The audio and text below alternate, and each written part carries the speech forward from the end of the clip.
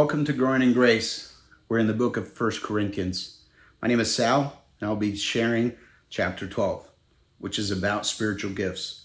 This chapter is rich in God's goodness and wisdom, and it will require multiple devotionals or teachings to cover it in depth. So for today, we will focus on the Holy Spirit as the source of the gifts, and I will touch on the gift of helps.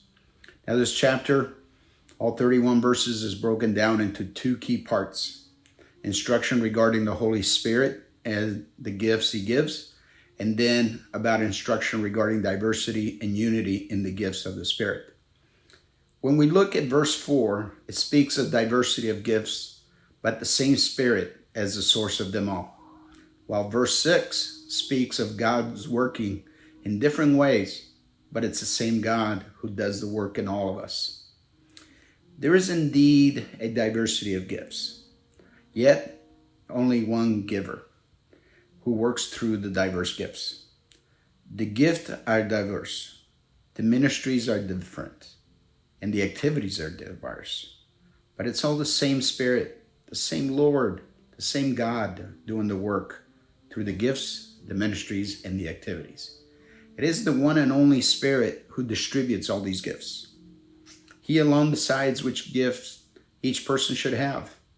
They're distributed not according to the will of man, but as the Spirit of God wills, as He wills.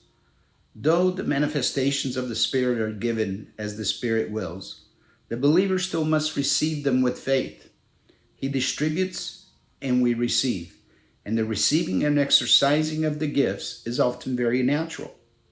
We get hung up on who gets which gift, or who has the most. But we're reminded in verses 29 through 31. Are we all apostles? Are we all prophets? Are we all teachers? Do we all have the power to do miracles? Do we all have the gift of healing? Do we all have the ability to speak in unknown languages?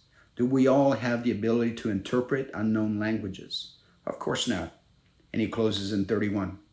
So you should earnestly desire the most helpful gifts. So let me touch on the gift of helps. This has in mind those who help or assist others in doing the work of the Lord. Calvary Chapel Rise have been blessed to have so many brothers and sisters with the gift of helps. From the day Pastor Greg and Courtney obeyed God's calling to plant a fellowship in Whitman, God has surrounded them with helpers, and the number grows every week. Charles Spurgeon on those with the gifts of help said, "It strikes me that they were not persons who had any official standing, but that they were only moved by the natural impulse and the divine life within them to do anything and everything which would assist either teacher, pastor, or deacon in the work of the Lord. They are the sort of brethren who are useful anywhere, who can always stop a gap, who are only too glad when they find that they can make themselves serviceable to the church of God in any capacity, whatever." Spurgeon also describes the qualities of someone who's effective in the gift of helps: a tender heart who really cares, a quick eye to see the need, a quick foot to get to the needy, a loving face to cheer them and bless them, a front foot so you will not fall yourself, a strong hand to grip the needy with, a bent back to reach the man. Now those attributes, those qualities are a blessing to me, and I see them active in our congregation, from hospitality to setting up, to cleaning toilets, to clearing the grounds here and at the future location, to keeping up with our trees, to exhortation, to greeting, to homeless outreach, and such and such. Though the Holy Spirit gives the gifts, it is good and proper for us to desire them and to ask for them, all in submission to the plan of God.